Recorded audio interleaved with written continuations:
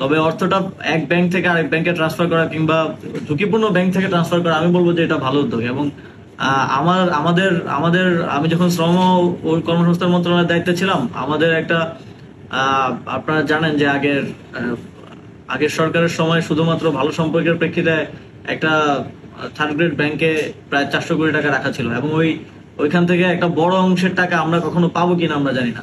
Bank থেকে আমাদেরকে বলছে যে 30 বছর তারা কোনো ইন্টারেস্ট দিতে পারবে না, 30 বছর পরে টাকা দিবে কিনা সেটা তারা বিবেচনা করতে পারবে।